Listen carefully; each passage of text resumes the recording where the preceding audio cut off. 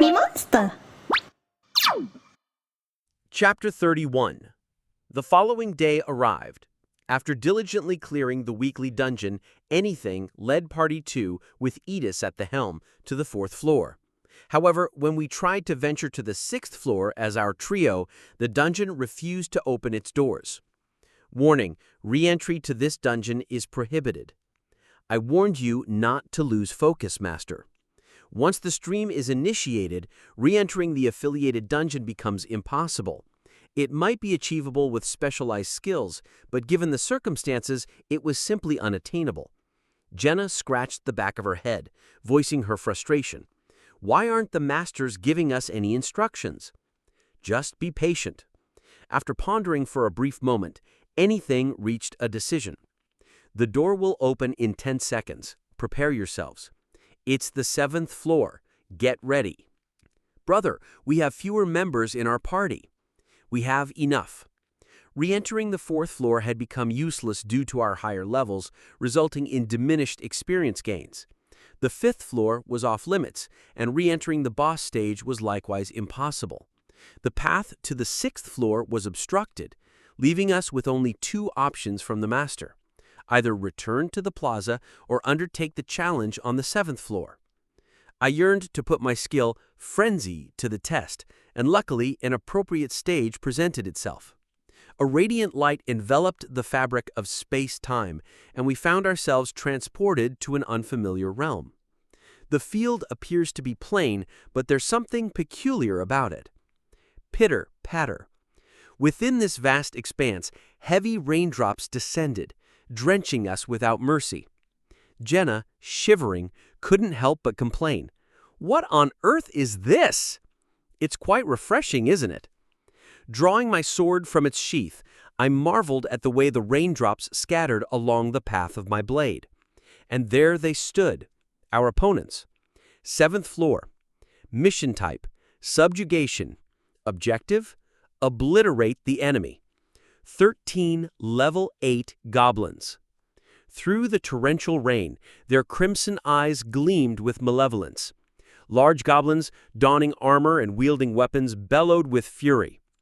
Aaron confidently brandished his spear. Thank goodness, Hyungnim, we can handle this challenge. Swiftly, we formed our battle formation. Our party consisted of 3 members, a swordsman, a spearman, and an archer. The composition was perfectly suited for maintaining balance in combat. We had practiced formations to the point of tedium. I positioned myself at the front, with Aaron in the middle rank and Jenna, the skilled archer, taking her place in the rear. Kya! The goblins, too, assumed their designated positions, strategically dividing themselves between the front and the back, depending on the weapons they wielded. In the deluge of rainfall, both our party and the enemy split into 2 factions. No words were necessary.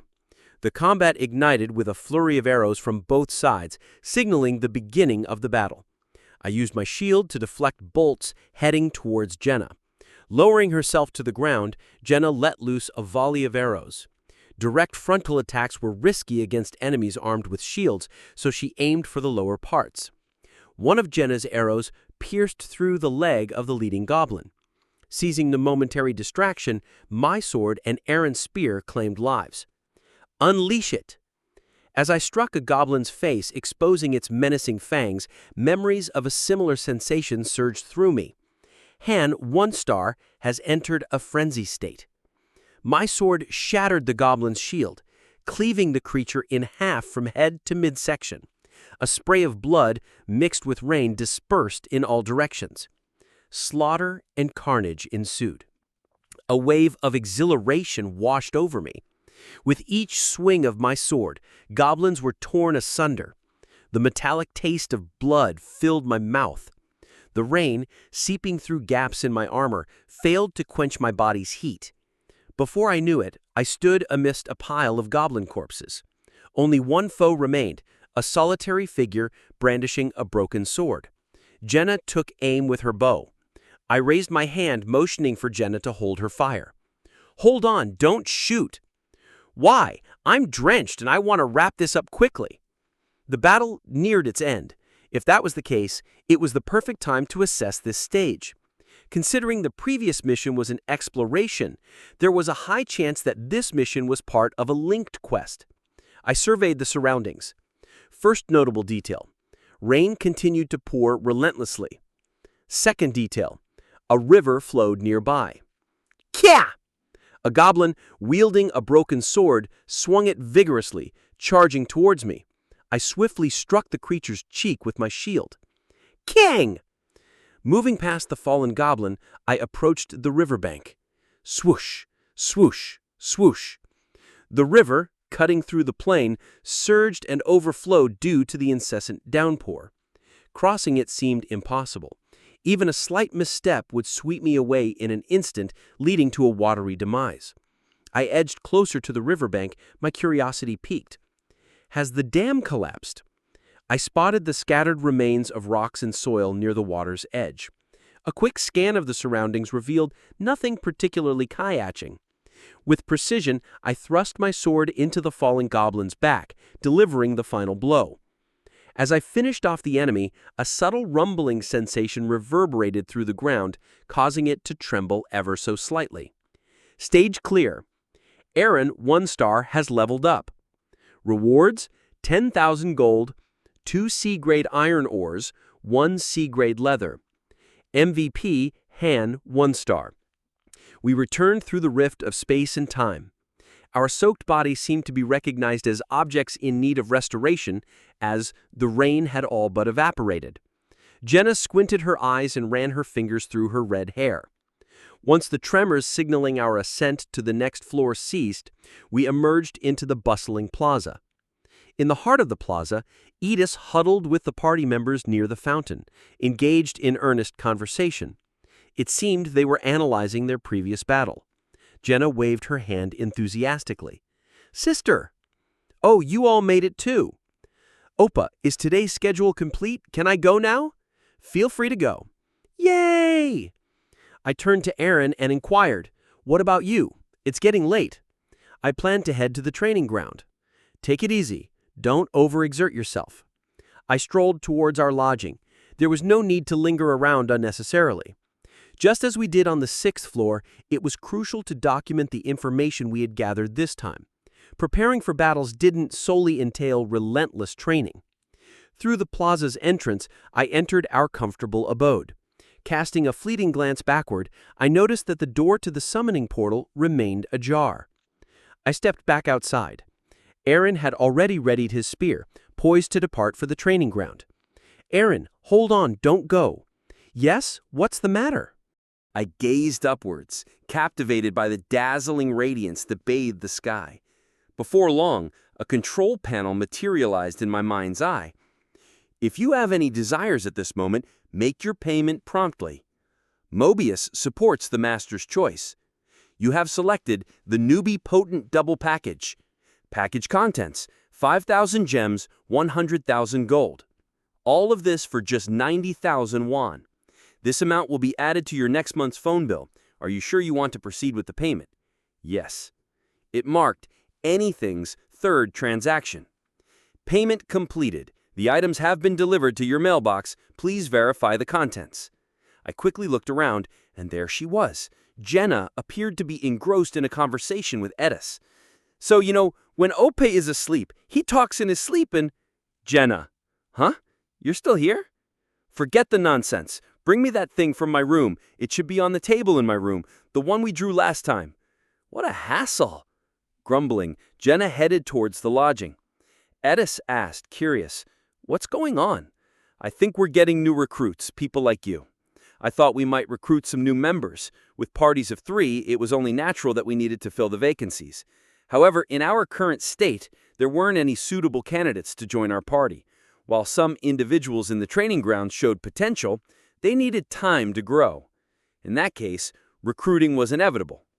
Even though there are people who never made any purchases, there isn't a single person who has only made 1 purchase." I laughed, recalling a well-known saying widely shared on the official forum. Anything must have also learned a lesson from the previous incident. One shouldn't recklessly indulge in paid summons, although it may be partly my fault. Nevertheless, There were principles and methods even when it came to paid summons. If you mindlessly summon excessively just because you have an abundance of gems, you'll incur 100% losses. In Pick Me Up, it was crucial not to forget that each hero had unique characteristics and individuality. Take it slow and step by step. Master, advanced summoning begins. You have selected 2 consecutive advanced summons. A total of 1,000 gems will be consumed. Do you wish to summon? Yes. With 2 people, Edis and I could have 1 each. It seemed he finally grasped the efficient method of summoning. Master, advanced summoning begins. I'm excited to see which heroes will appear. Thump, thump, thump. Clang. Rare. Master Anything has acquired the hero Roderick, 3 stars. Rare. Master Anything has acquired the hero Elok, 3 stars. A brilliant light emanated from the summoning portal. The gaze of me and my companions converged at the entrance. After a while, a man and a woman emerged, one from each side of the summoning portal. The man wore chain armor with a spear strapped to his back, while the young woman wore an exquisite dress. Why is she dressed like that? What are your names? The man in armor asked, glancing at us. I couldn't help but notice the middle-aged man's sturdy build beneath the armor, his hair silvered by age. That can wait. Do you remember why you're here? I inquired, hoping to jog his memory. He furrowed his brows, lost in deep thought. The woman beside him seemed equally perplexed, her head tilted with confusion as she stood at the threshold of the summoning portal. Suddenly, the summoning portal abruptly closed, knocking the woman off balance. "Oh my!" she exclaimed, tumbling to the ground in surprise. At the same time, Jenna made it to the square. "Oppa, I brought you the lot." "Huh? New people have arrived. What are the names of the 2 of you?" "Roderick Cezanne," the man in armor introduced himself. "And what is that sister doing lying down like that?" "Mind your own business. I'm sure she'll get up on her own," I replied, brushing off her concern. "I'm going to ask again, what are your names?" the old man inquired. "I am Han, and this is Edis and Jenna," I introduced us. Turning to Roderick, I inquired about how he ended up here. As I expected, he couldn't recall the details. He mentioned serving as a guard in a city and then finding himself in this unfamiliar place, accompanied by a persistent sense of duty. It feels like there's something I must do, almost like being in a trance. Roderick was aware of the core concepts including master, summoning, and synthesis. However, he did not know concepts such as levels and skills. It was the same with Aloka. At this point, the characteristics of 3-star heroes were established. I didn't even need to ask that woman. "So we have to face unknown enemies here?" Roderick summarized, seeking confirmation. I nodded, affirming his understanding. Roderick let out a disappointed sigh. The remaining woman lay on the ground, unable to rise. Could it be a disappointment? There are rare instances when a high-ranking hero is summoned but fails to live up to their potential. It's like being cursed with unfortunate luck. Aaron, in his unassuming manner, approached the woman and helped her to her feet. She stumbled, her head spinning. "Thank you. I feel a bit dizzy." "It's nothing." "She's of noble birth," Edis whispered, her voice intended for me alone. "A noble?"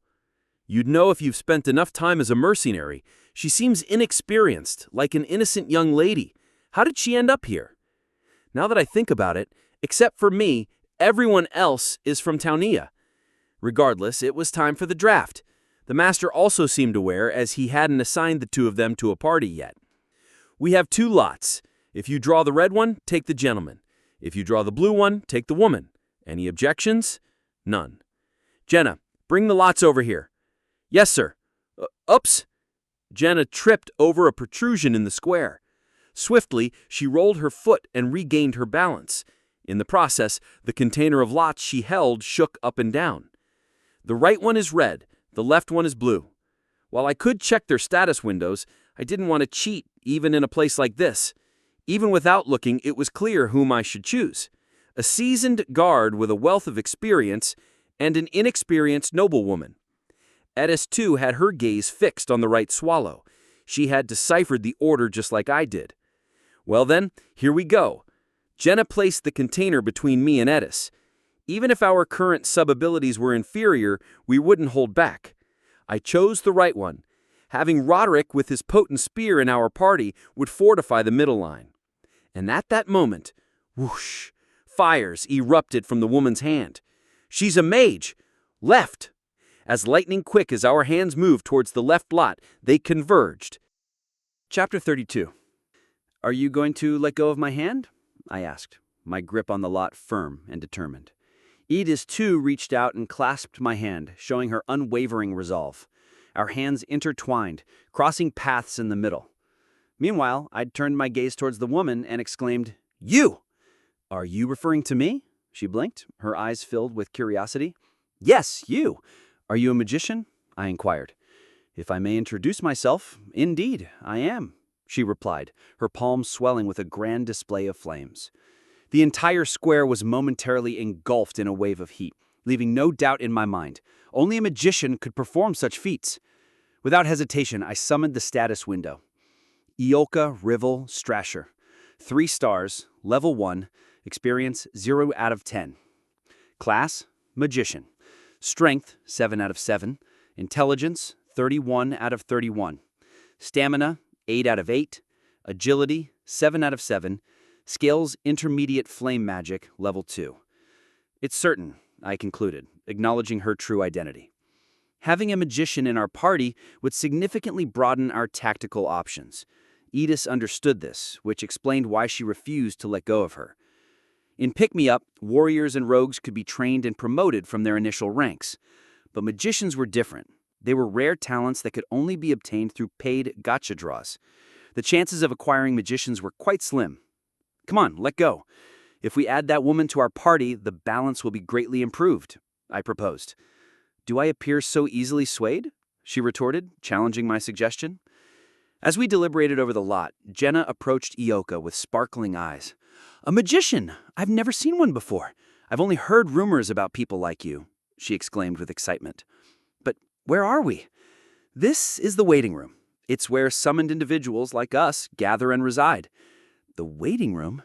Ioka furrowed her brow, gently touching her forehead. "It feels strange. This is the first time I've experienced something like this," Ioka confessed, her expression reflecting a mix of wonder and confusion. "Don't rush. Take your time to think. We still have plenty of time," Jenna reassured her. "And what are these two up to?" Ioka said, her curiosity piqued by our interaction. "We? Oh, by the way, did you two sneak a peek at the pouch?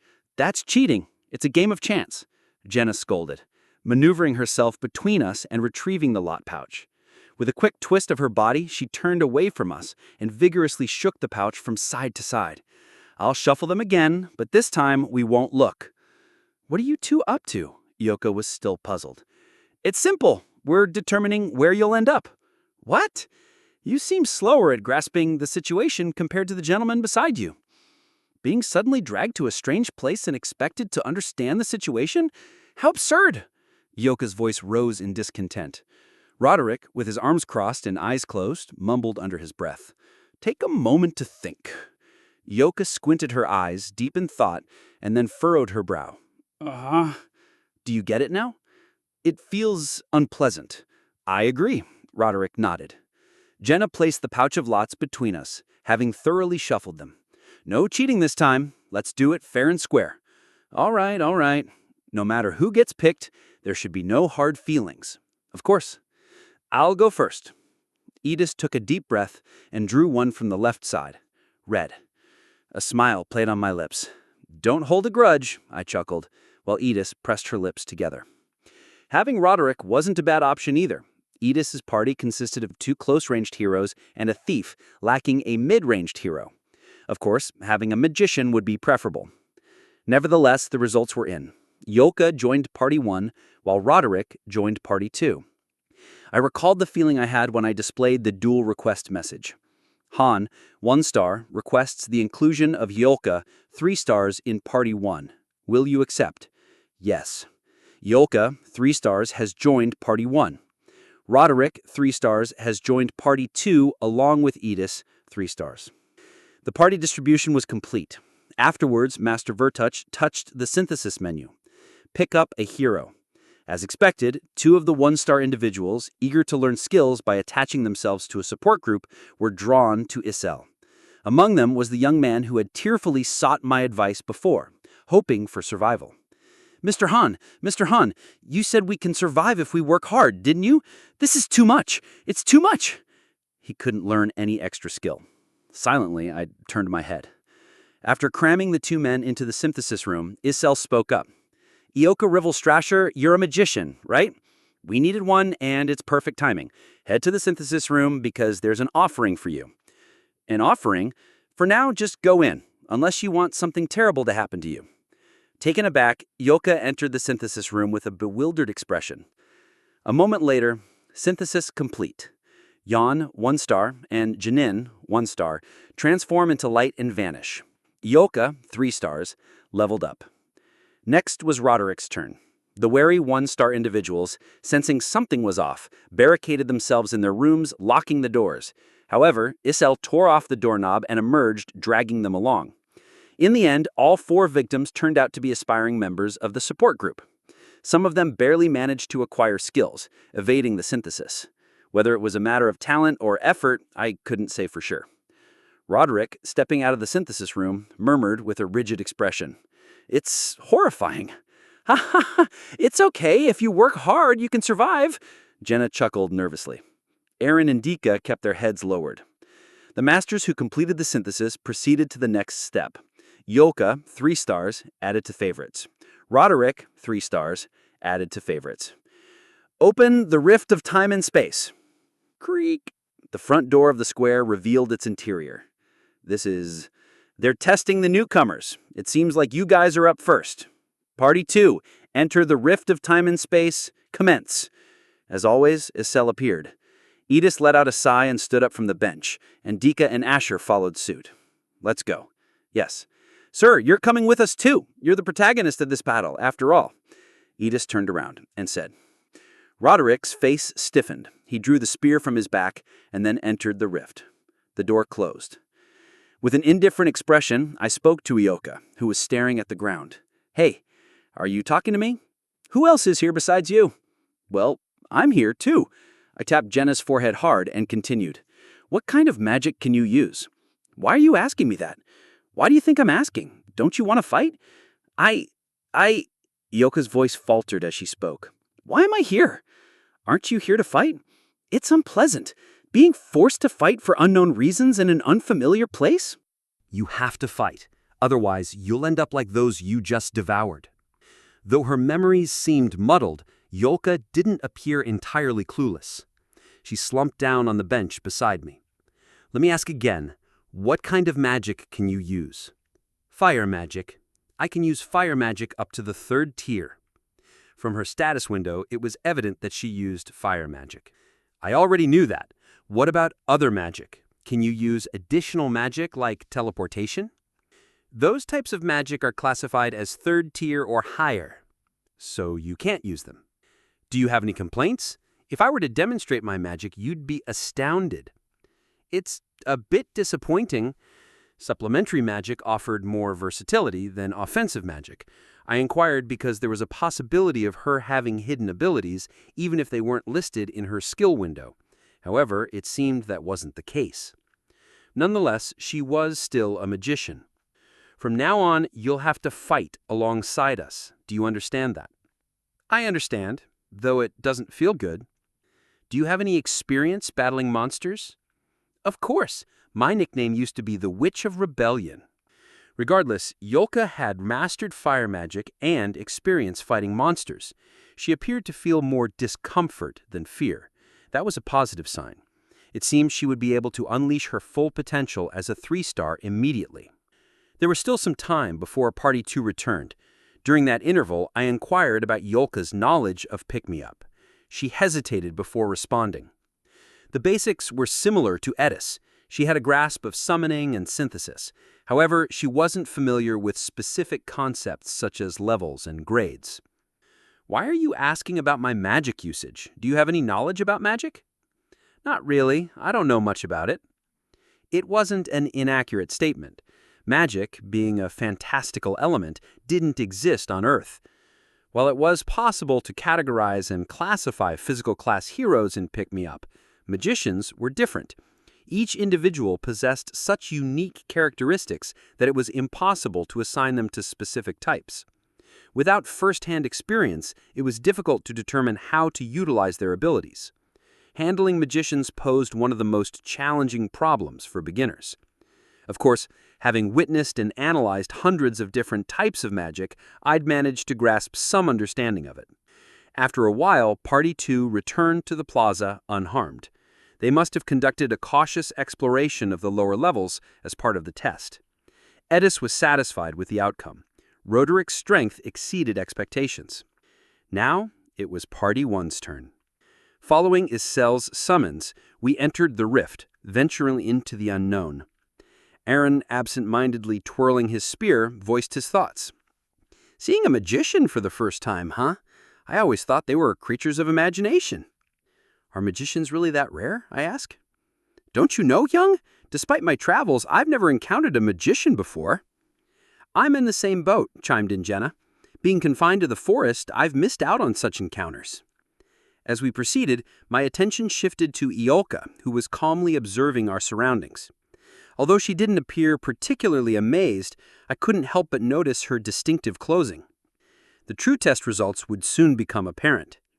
Directing my gaze to the mirror on the left, I read the inscription. "Climb the tower, save the world. Main dungeon, current climbing floor, 7. I guess we'll head to the 4th floor," I mused out loud. The floors above were inaccessible, requiring further progress to unlock. If we were to evaluate her magic, the 4th floor, where harpies and goblins coexisted, would provide an adequate challenge. But first I needed to determine the nature of her magical abilities. While fire magic typically leaned towards offensive capabilities, the manner in which it is implemented varies based on an individual's characteristics. This meant we had to adapt our party's formation accordingly, deviating from the traditional concepts of melee classes.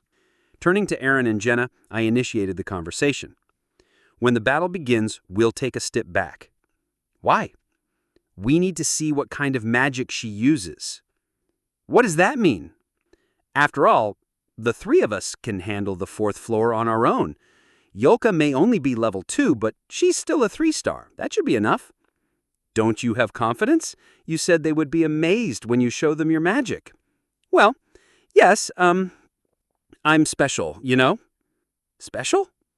"Well, you'll be pleasantly surprised, I promise." I chuckled. Since coming here, I've witnessed countless incredible scenes. Seeing a woman summon fire from her hands won't surprise me anymore. All right, let's go. Han, fighting. Isel's figure slowly faded away. A beam of light emerged from the left mirror. The current challenge floor is the 8th floor of the main dungeon. The door will open in 10 seconds. Get ready. To my surprise, I still composed my expression and spoke up loudly. "It's the 8th floor. Everyone, draw your weapons." "But you just said we should step back." "Enough with the noise." This guy. Testing on the 4th floor seems too trivial. I hadn't expected back-to-back climbing. I unsheathed my sword and secured my shield with my left hand. As the light enveloped us, we were transported to an unfamiliar location. Before us stretched a vast grassland, and in the distance we could see the city walls we had observed on the 6th floor. Jenna raised her eyebrow. That looks familiar, but where have I seen it before?" Thump, thump. We heard the sound of footsteps shaking the ground. From behind. "Everyone, watch out!" Jenna quickly leaped to the side, followed by Aaron. Iolka stood there, seemingly lost in thought, gazing ahead. "Don't freeze!" I embraced Iolka and rolled to the side. For a brief moment, her dress obstructed our vision, and within that obscured vision, a blade swung. Using my right arm to shield Iolka, I deflected the attack with my shield. Floor 8. Mission type, subjugation. Objective, annihilate the enemy. 27, level 9, Goblin Riders. Chapter 33. Goblin Riders zoomed past us on their wolves, kicking up a swirling cloud of dust that briefly concealed their presence. There were approximately 27 of them. Counting both goblins and wolves separately, the total came to 54. The goblins, clad in sturdy iron armor, brandished crossbows and blades. Their wolves were massive, almost the size of horses. "Looks like we've got some troublemakers on our hands," I muttered. Dealing with one or two would be easy, but nearly 30 was like facing a full cavalry charge. The goblin riders, who had been thundering by, abruptly changed course and charged directly at us. "What should we do?" Aaron asked. "Simple. Take them down," I replied. Quick as a flash, Jenna notched an arrow and let it fly. One of the leading goblins toppled from its wolf, crashing to the ground. Of all places, it had to be an open plain. I frowned. We were completely exposed to the stampede onslaught of the 20 goblin riders. Dust billowed around them as they raced forward. "Kia! Kia!" The wails of the wolves mingled with the goblins' cries, creating a dissonant symphony. "We'll need a different approach here, something unlike our usual tactics. Aaron, when you come face to face with them, sidestep and strike. Can you handle it?" "I'll give it my best shot." "And you," I turned to Ioka, "we'll deal with you later." Suddenly, a bolt whizzed through the air, aimed directly at my forehead. I deflected it with my shield and spun around, unleashing a sweeping arc with my sword. The foremost goblin's upper body twisted grotesquely as it was severed from its lower half. Rolling swiftly to the ground, I evaded the charging path just in time. As the goblins raced past, their blades swung perilously close. I parried with my shield, retreating a few steps. "Aaron, ready."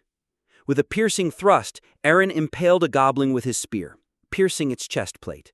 At that moment, a bolt flew toward the defenseless Aaron. I reacted swiftly, cleaving it in half with my sword. Jenna's well-aimed arrow sent another goblin tumbling to the ground, motionless. Using my shield, I deflected a bolt hurtling toward Jenna and spoke urgently. "Ioka, cast your magic." "Magic? Don't make me repeat myself. Aren't you a magician? Wipe them all out." "I need some time." "How long?" "1 minute." The goblins launched a second charge. This time a ferocious wolf lunged for my face. I dropped to the ground, thrusting my sword into its gaping maw. With lightning reflexes, I rolled again, narrowly avoiding the trampling fury. "Cast it now." Ioka shook her head frantically, her eyes closing. "La Gran Sedos." A deep, resonant note flowed from Ioka's lips, expanding through the air. A single thread of fire ignited beneath her feet, growing thicker and twisting upward like a coiling serpent, enveloping her entire body. This was magic. The warmth radiating from Ioka tickled my cheeks, a tangible testament to the power surging within her. Given our limited range and maneuverability, Aaron and I couldn't launch a preemptive strike. It was up to Jenna, the skilled archer, and Ioka, the proficient mage, to make their mark. "Aaron, shield Jenna from incoming bolts. Let her focus on her shots." "Yes, sir." With a swift motion, Aaron deflected the bolts with his spear. Meanwhile, Jenna's arrow pierced through another goblin, finding its mark. Just 1 minute. Time was running short. We had to endure until the enemy passed us by and circled back, a process that would take at least 30 seconds. "Kia! Kia!" One of the goblin riders noticed the unfolding spell and rallied the others, charging recklessly towards Ioka. I stepped forward, intercepting their path and cleaving through their ranks with my blade. Mages, whether allies or adversaries, were always the primary targets for elimination. I could buy us some time, but completely halting the charge of 30 goblin riders was impossible for me alone. "Can't you make a shield while casting?" I asked.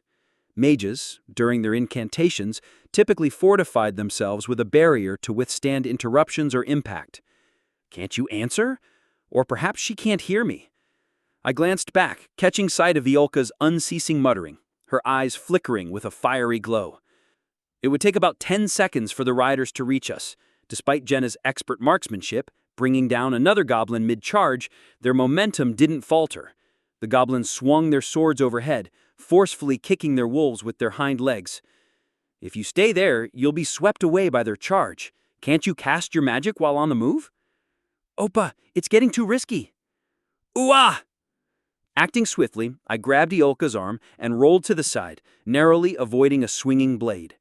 A scorching heat tingled through my limbs, evidence of the searing flames that had nearly caught us. What are you doing?" "You're quite the nuisance, aren't you?" If there had been a shield barrier, I wouldn't have been able to reach out and grab Iolka's hand. In the end, she was casting her spell completely exposed, without any protection. A nuisance, you say? Well, this magic, do you know how difficult it is to convert mana into fire? Enough. I clenched and unclenched my hands, the lingering warmth of the flames still tingled through my fingertips. It was uncomfortable, but I could still move. Having completed their third charge, the Goblin Riders now aimed for a fourth, hurtling towards us with one goal in mind: Iolka. If their target had been me, Aaron, or even Jenna, we could have lured them in, evaded their charge, and launched a counter-offensive, wiping them out. But Iolka was different. With her clumsy attire and lacking both stamina and agility, there was a real risk of her being swept away and killed instantly. Well, if I could come up with a plan, I could use Iolka as a dummy and eliminate the enemies. I scanned our surroundings once more. Though we were on a plain, there was a forest not too far away. Let's change our location. See the forest over there? Let's head inside. But won't we get blocked by the transparent wall? We'll deal with that when the time comes. I dashed forward, thrusting my blade into the foremost Goblin Rider, forcing them down. As the wolf beneath them opened its maw, I swiped its forehead and swiftly sidestepped. Ah! Iolka, positioned directly in the path of the Goblin Rider's charge, ran desperately, her dress billowing behind her. The horde of goblins rushed past her, gradually moving farther away. With the end of their charge, an opening presented itself. Now, run! Jenna and Aaron sheathed their weapons and swiftly made their way towards the forest. Can you go through? I shouted. I think I can go through. As expected, this area formed a linked field, where the forest and plain coexisted side by side. I grabbed Iolka's trembling hand and led her deeper into the forest. Once we're inside, cast your spell immediately. Aim your magic at our entrance. My hand, it hurts. I need some time. Do I need to repeat myself? No. Good. I tightened my grip on her hand and pulled Iolka further into the forest. The horde of Goblin Riders, having circled back, now aimed their crossbows at us. Get inside! I stepped forward, intercepting the bolts with my shield to protect Iolka. She clutched her right hand, tears streaming down her face. What are you doing? Get inside! I pushed Iolka, urging her forward. To treat me like this, you can complain after you survive, okay? Grumbling, Iolka made her way into the forest. After a moment, a crimson glow ignited from within the depths of the woods. I found myself alone on the vast plain. Due to the limitations of cavalry, they would have a difficult time targeting me effectively within the forest. I silently began to count down from 60. Hang, come in! It's dangerous out there! I'll be there soon. I took a deep breath, trying to steady myself. Han, 1 star, has entered a frenzy state for the second time today. A brief dizziness overwhelmed me, but I managed to endure it. I tightened my grip on the sword, readying myself. The goblins, realizing I was alone, circled around me instead of charging head-on, unleashing bolts and swinging their blades. I deflected the bolts with my shield and parried their attacks with my sword. Don't come out. If you do, they'll scatter. Once all of them gather up, we'll go in together. I warned Aaron, who was attempting to leave the forest. The encircling goblins closed in, their attacks growing fiercer. I crouched down, biding my time. Approximately 15 seconds remaining. I filled my lungs with air, gathering strength. 3 swords swung simultaneously. I lowered my body, using the momentum to swing my sword in a wide arc. The blades deflected, causing one goblin to spray blood and collapse. I must clear a path. I raised my shield, swiftly piercing through the encirclement. From that point onward, there was no need for further contemplation. I sprinted with all my might into the forest. Inside, the crimson glow intensified. The goblins lined up and pursued me. Jenna, who had been concealed near the edge of the forest, called out, "Appa, careful!" Okay. It seems that everything was ready. Just before entering the forest, I dropped to the ground, pressing my stomach against the earth. 20 wolves and goblins dashed right behind me. In that moment, ignite! Like a raging tempest, flames erupted from between the trees, engulfing my field of vision. The flickering inferno consumed the charging goblin riders from the front, leaving no survivors in its wake. It doesn't seem like it's over yet. I quickly moved out of the range of the flames, assuming a defensive posture. A searing sensation ran through my back, as if it were scalded. "Raise up!" Boom, boom, boom. With a deafening blast, shockwaves swept through the area. The flames that engulfed the horde of goblin riders exploded simultaneously. Charred goblin corpses soared high into the sky, propelled by the force of the explosion. Sublimate. A towering pillar of fire shot up from the ground, reaching several meters in height. The fiery column, swirling with powerful currents, spun like a hurricane, scattering burning bodies in every direction. Stage cleared. Reward: 20,000 gold, 3 B-grade iron ores, 5 wolf leathers. MVP: Yolka, 3 stars. Aaron, 1 star. Yolka, 3 stars, leveled up. We returned through the rift in time and space. Aaron muttered in a bewildered voice. What in the world just happened? More than 20 goblin riders were wiped out by a single spell. That was amazing. Hee. This is the true power of fire. Didn't I promise? I said you would be astonished when you witnessed my magic. I am Yoka Rivel, the witch of the Rivel Baronty.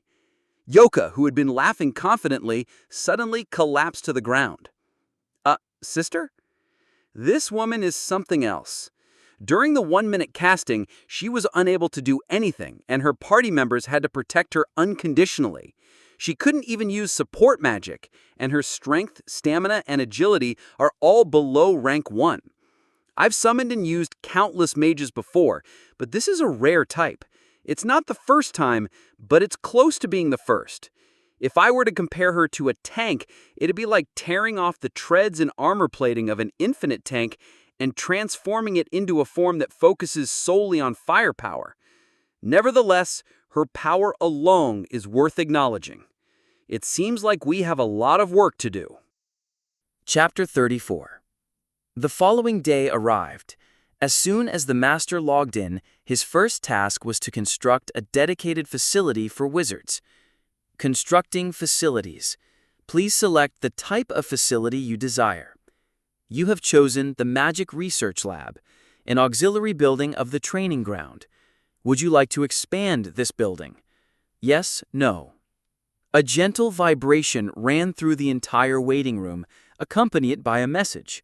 The people in the training ground seemed accustomed to such vibrations and continued with their tasks undisturbed.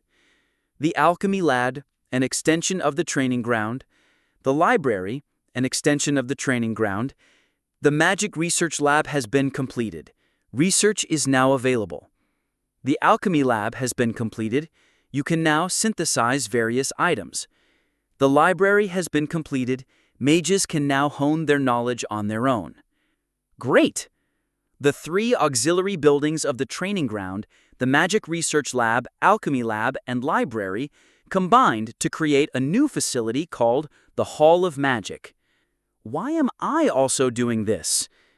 Among the trainees running along the track, there was a young woman with brown hair. Iolka Revel Strasher. She was the hero who had impressively defeated 20 goblin riders the previous day. Iolka couldn't help but grumble incessantly as she ran. Why do elite individuals like me have to endure such mindless training? Just keep running. I'm a talented person who relies on my intellect. Then maybe you should just eat potatoes from now on. Ugh, seriously. Iolka gritted her teeth and continued running. This was the task I assigned to her. Her stamina was remarkably low. Even though mages prioritize intelligence, having stamina is crucial on a battlefield where swords and spears clash. She was currently wearing Jenna's spare dress. Iolka's original dress was a specially crafted magical item made by her family. It enhanced the power of fire magic. After I verified it, I realized that her statement wasn't unfounded. Why me? Why do I have to go through this? You're grumbling too much. It wasn't as if I had ordered a particularly challenging routine, just 3 laps around the track per day. She didn't have to carry a sandbag. The pace was slow. Compared to what I'm used to, it was enough for me to make me yawn.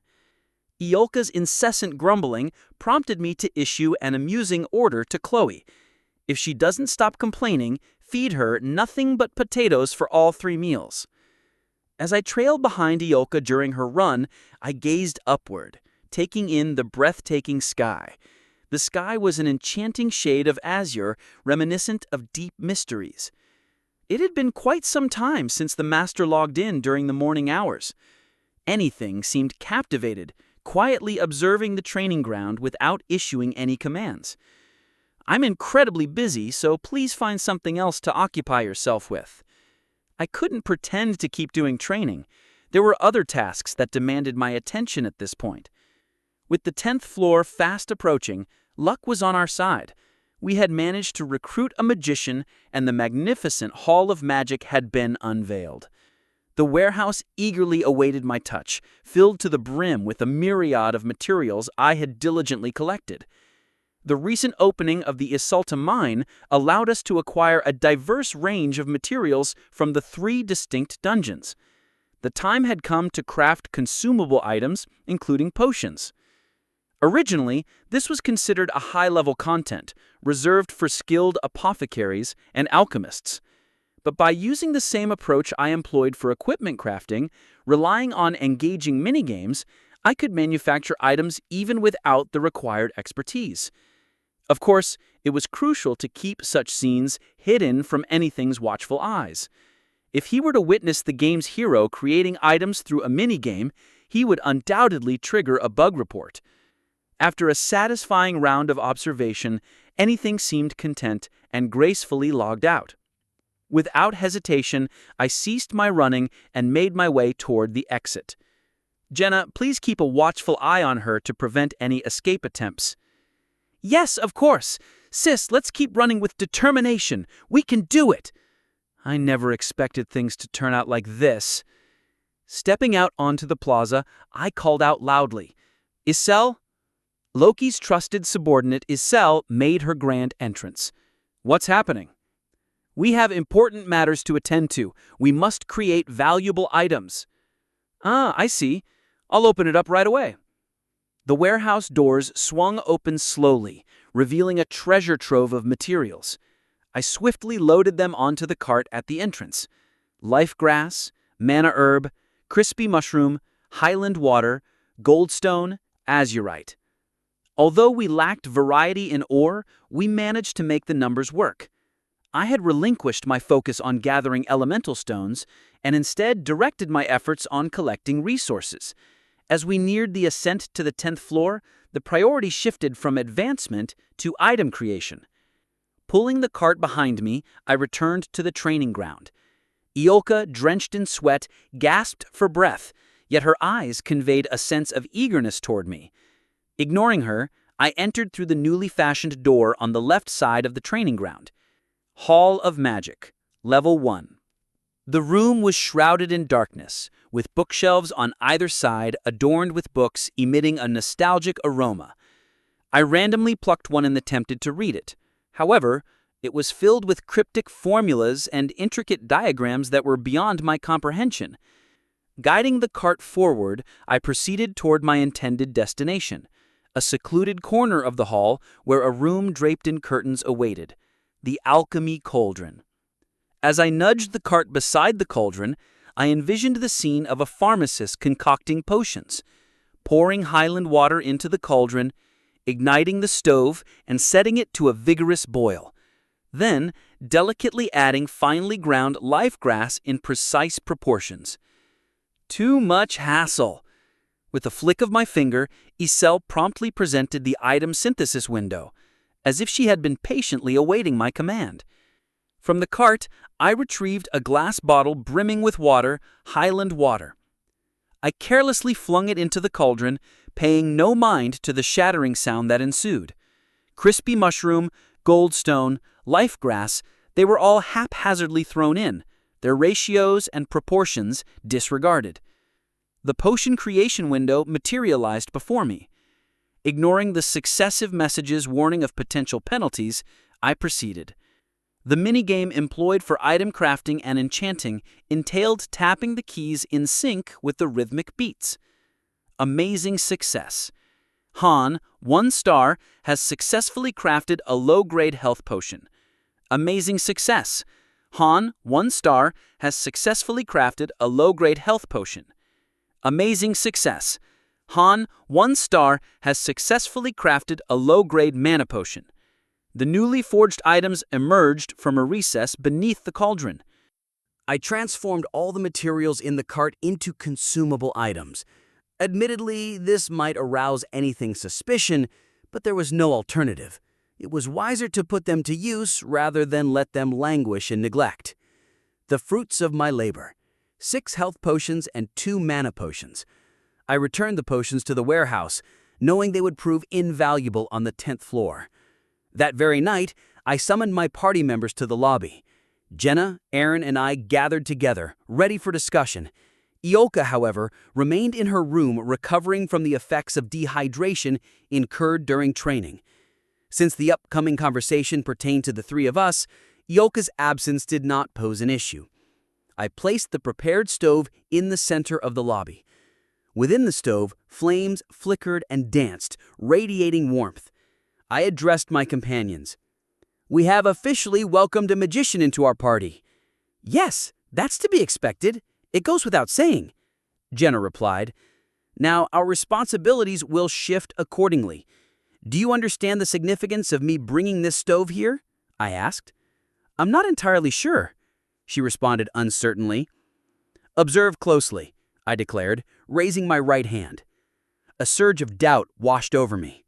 This is utter madness. What a reckless endeavor! Suppressing the rising tide of negative thoughts, I refocused my mind. It had to be done, for the sake of necessity and progress. Taking a deep breath, I plunged my right hand into the heart of the roaring flames. "Oh, Hyung, what are you doing?" Aaron cried out. "Jenna, what's happening?" Jenna asked, her voice filled with concern. "If Ioka is an expert at using fire magic, we must become immune to it." My vision blurred as pain enveloped my hand. I clutched my right hand with my left, desperately enduring the searing heat. Despite my efforts, blisters formed and the pain intensified. After counting to 10, I withdrew my hand from the scorching blaze. My right hand displayed a fiery red hue, but as fresh skin gradually appeared, the pain began to subside. "If Ioka is an expert at using fire magic, we must become immune to it," I explained. My vision blurred as pain enveloped my hand. I clutched my right hand with my left, desperately enduring the searing heat. Despite my efforts, blisters formed and the pain intensified. After counting to 10, I withdrew my hand from the scorching blaze. My right hand displayed a fiery red hue, but as fresh skin gradually appeared, the pain began to subside. "Ioka isn't the only one who will harness the power of fire. We will fight alongside her. If we don't grow immune to the flames, we will become toasted before our enemies." "Are you suggesting we should do something like this?" Jenna's eyes widened in fear. Aaron closed his eyes momentarily, then spoke with curiosity. "How many times do we have to do this?" "We must persist until we develop resistance," I replied, hinting at acquiring the flame resistance skill. While it was possible to create accessories imbued with flame resistance, it required a plentiful supply of materials and proper facilities. Nonetheless, acquiring elemental resistance proved advantageous, not just for Ioka, but for the entire party. "Remember the 5th floor. We can't afford to let our guard down again," I warned Aaron, his gaze fixed upon the stove. He raised his right hand, preparing to plunge it into the flames, but I interjected. "Do it where I can't see. I have no desire to witness your suffering. My actions were merely meant as an example." "I understand," he acknowledged, accepting my guidance. "How about you?" I looked at Jenna. I don't know if I can do it." Jenna hesitated. "In that case, allow me to bear the burden with you. If we hold hands and face this challenge together, the flames won't feel as scorching." That's not necessary," Jenna blurted out, her face flushed with embarrassment. "Are you going to keep running away whenever Ioka uses magic? She can't create shields or use teleportation spells. If we can't keep her protected by our side, she'll be defenseless. But we don't have any other choice. Jenna's gaze lowered slowly, and with uncertain words, she nodded. I sighed deeply, then said, "Next. Do we have another task?" "Aaron, I'm sorry to ask, but there's one more thing you need to do." "Okay." I reached out my right hand toward the ground. From Jenna's waist, I drew a dagger and placed it on my upturned palm. "What's this for?" "Pain resistance."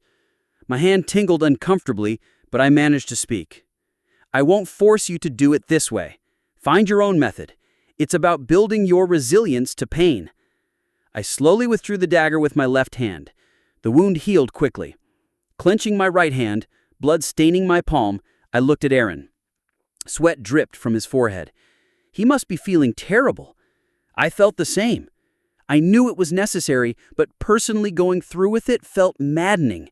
Yet it was necessary. While health potions could heal wounds, they came with intense pain. To endure and fight, pain resistance was an essential skill. "Do I also need to—" Jenna looked terrified. "You don't." "Phew.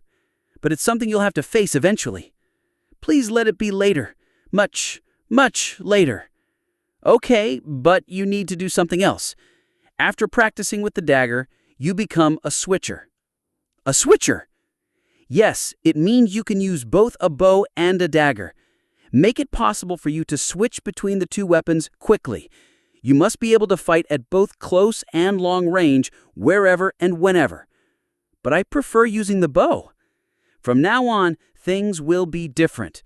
It may not be your natural preference, but there will be times when the two of us won't be able to protect Ioka. At those times, you'll need to take on an additional defensive role. It feels like protecting a true princess. However, to truly harness Ioka's potential, there's no other choice. Considering the formidable firepower we witnessed on the 8th floor, its versatility will surely come into play. From now on, we'll form a triangular formation centered around Ioka. We'll commence training from tomorrow. We have a colossal cannon on our side. However, this cannon lacks any defensive mechanisms. Therefore, our only option is to position it along external defense forces. Thus, we create a single tank equipped with turrets and armor. Although Ioka's endurance may be lacking, we can compensate for it by reducing firepower and utilizing mana potions. After all, the effectiveness of any weapon ultimately depends on how it's wielded. If only we had one more support-type magician. In that case, the double magician system would be complete. It was widely acknowledged as one of the most efficient party compositions in Pick Me Up. Anyway, the next challenge awaits on the 10th floor. If we want to survive, we must put these tasks into action. Yes. Understood. While the 9th floor still remains, our chances of venturing there are slim. To gain experience in climbing the tower, 2 parties will embark on the 9th floor. Given the collaborative quest, having a single party is insufficient. This knowledge is practically common among players, and anything is likely aware of it too. After the 10th floor, missions will require cooperation between 2 or more parties. Hints have been provided during the stream, and we might end up with one on the 10th floor. Subjugation, survival, escort, breakthrough, assassination, defense, siege, pursuit, escape. I compared the multitude of mission types with the information I've gathered. Although I had some speculations, reaching a definite conclusion proved elusive. Action can only be taken once we're in the midst of the actual mission. Our work is far from finished. Returning to the room, I set about creating a detailed plan. Chapter 35. I took a deep breath, inhaling and exhaling slowly. Phew. Beside my bed, a brazier filled with firewood flickered, casting a warm glow. This had become a ritual, inflicting pain on myself, over and over. I stuffed a rag into my mouth and reached my hand into the brazier. A stream of curses ran through my mind as I counted to 10, second by second. The pain was intense, but as my senses dulled, a new sensation trickled through my fingertips. Han, 1 star, has acquired the flame resistance skill. Finally, I quickly pulled my hand out. The faint burn mark was visible. As I waited, the numbness faded. Now it was time to test the difference before and after acquiring flame resistance. This time, I managed to endure for over 30 seconds. I put out the fire with a water jug, unable to watch any longer. As the flames died, a new message appeared. Aaron, 1 star, has acquired the flame resistance skill. He did it! Aaron had remarkable patience, just as I expected. But there was one person who struggled. Soon after, Jenna entered my room, her eyes brimming with tears. "I can't do it. I can't put my hand in the fire." She wanted the flame resistance skill too, but couldn't bring herself to go through with it. "You could ask Iolka to burn you, but only enough so you won't die." "I don't want to do this. If I'd known, I would have begged for that old man instead. Help me." I reignited the fire in the brazier. Jenna approached, voice trembling. She sat on my knee, hiding her face in my shoulder. I put the rag in her mouth so she wouldn't bite her tongue from the pain. Before her mouth was full, Jenna whispered softly, "Why me? Why me, huh?" We were brought here, forced to fight without knowing why. Maybe those who were instantly synthesized without understanding anything were luckier. At least they didn't have to suffer. Jenna fainted several times before finally acquiring the flame resistance skill. The next day arrived. Edis's party ascended to the 9th floor. Kurururu. The entire waiting room shook. The vibrations were stronger than when the facility was built, a sign the floor was rising. It wasn't long before Party 2 returned. Edis looked unsettled. Dika and Asher seemed strained. I grinned. "Did they chop off your limbs or something?" Both of them retched, unable to answer. Roderick helped them back to the lodging. "So, what was the mission?" "We had to conquer Goblin Lair. There were about 50 of them." "Anything else?" "Asher and Dika. Besides that, did you notice anything strange? If so, tell me." Edis narrowed her eyes. "The floor was like a pool of mud, as if it had just rained heavily." "A mud pool. Was that it?" "I'm not sure about anything else." "Understood." Edis left exhausted from the battle, too tired for more training. As Party 2 left, Isel called the next group. "Han, Jana, Aaron, Iolka." "I'm already here." "Oh, really?" Party 1 had gathered.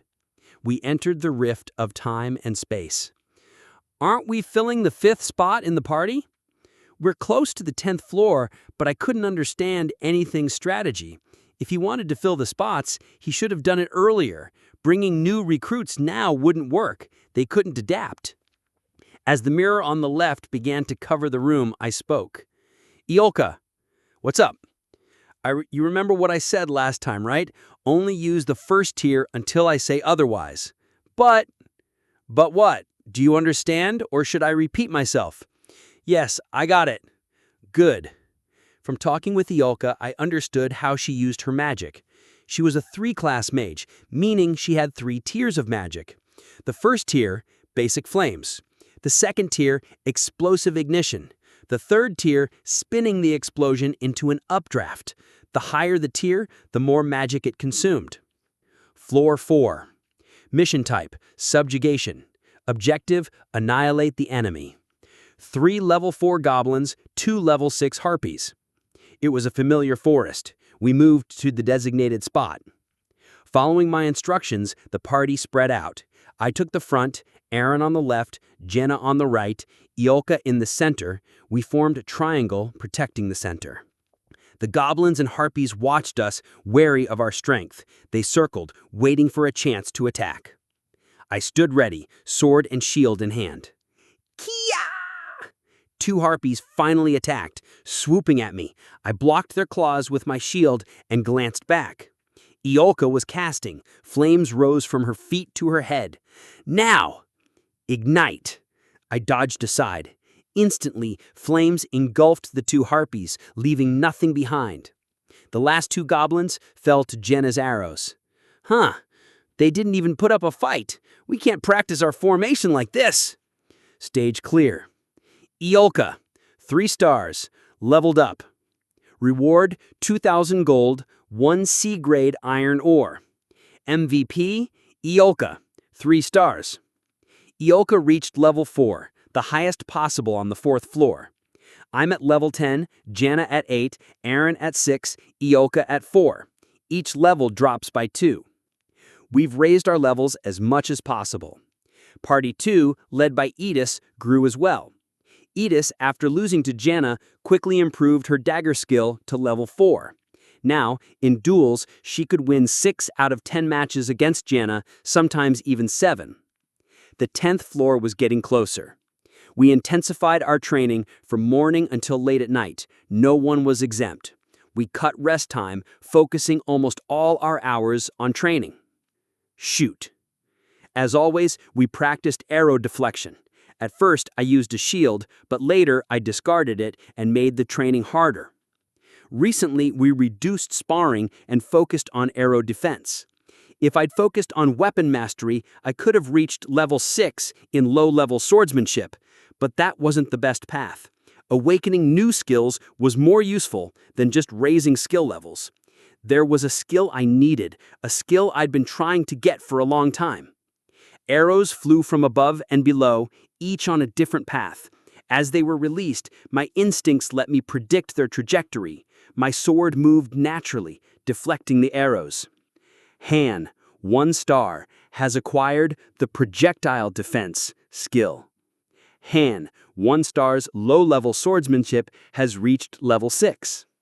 Projectile defense, a skill that greatly improves defense against projectiles, like arrows. It was hard to get, but I finally mastered it. It was more of a delayed awakening than a new discovery. Since projectile defense is a weapon skill, I could also improve my swordsmanship. With a few more skills, I could reach intermediate weapon mastery. Oppa, you're getting more impressive every day, Jenna muttered, a bit frustrated. No need for praise. Did you practice weapon switching? Like this. Jenna shot an arrow at a wooden statue 10 meters away, then switched to her dagger and struck a scarecrow beside it. Her movements were smooth, like flowing water. I checked the status screen. She had acquired the switching skill. For a thief, this skill is very useful. Jana's learning speed was far from normal. Even with a rank of 1, she had great potential. If I had come to this world without knowing pick-me-up, I'd be far behind Jenna. At best, I'd be like Aaron, an average rank 1. He'd raised his spirit mastery to level 3, but that was it. Aaron had been missing from training for a while. He was probably in his room building pain tolerance. Iolka was busy with magic training in the magic hall. I asked her to reduce firepower and use less magic. Rapid, repeated casting was easier than single powerful bursts. Party 2, led by Edis, was training in formation on the left side of the grounds. Under Edis and Roderick, Osher and Dika worked hard. In a corner, others trained aimlessly. Their stances were poor, their strength weak. These were the new rank 1s. Even after leveling up a few times, their skills were low. Are we supposed to babysit these guys? Luckily, there were only 2. Anything seemed interested in recruiting more heroes. She'd used all the gems to build the magic hall and was focused on preparing for the 10th floor. With the equipment facility running, our gear improved. The old E-grade leather armor was upgraded to D-grade with metal plates. Aaron and I got daggers as secondary weapons. The 2 new trainees joined Mai and Edis's parties. The rank 1 in our party was named Shern. We tried to include him in formation training, but he struggled. He couldn't even get the flame resistance skill. If we had more time, I'd force him to learn it, but with anything's actions, our departure for the 10th floor was near. It was better to focus on the core members. Ideally, I wanted them to level up before we left. It was the weekend, so all weekly dungeons were open. I visited the mine, but found no rare monsters. That night, Aaron also developed pain tolerance. Preparations were complete. Sitting at my desk, analyzing the dungeons from the 6th to the 9th floor, I was interrupted by the sound of wings. It was Izel. What brings you here? Looking for me? No, I just wanted to check on the preparations. So, Loki, how's it going? Have you finished predicting the mission? Can we blitz through it? If that were possible, I'd be a god. You certainly are one. If I were, I'd have conquered the 100th floor long ago. Master of Masters. It's true, I'm among the top players in Pick Me Up, but even with that, I haven't cleared the game. After 2 years, I only made it to the 88th floor. Many parties were wiped out by random patterns and brutal traps. In Pick Me Up, masters grow through defeat. I'm no exception. Anything hasn't tasted defeat yet. If things stay as they are, the moment he loses will be my end. The more I think about it, the more anxious I get. To succeed in every mission up to the 100th floor, it's daunting. But I can't afford anxiety. Just because the odds are against me doesn't mean I'll give up. I cleared my mind, calming my thoughts. By my estimation, tomorrow we'll climb to the 10th floor. Yes, tomorrow. It will be the second boss stage since we arrived here. Thank you for listening. If you enjoyed this story, don't forget to subscribe, comment, and like the video. Have a suggestion? Let me know in the comments.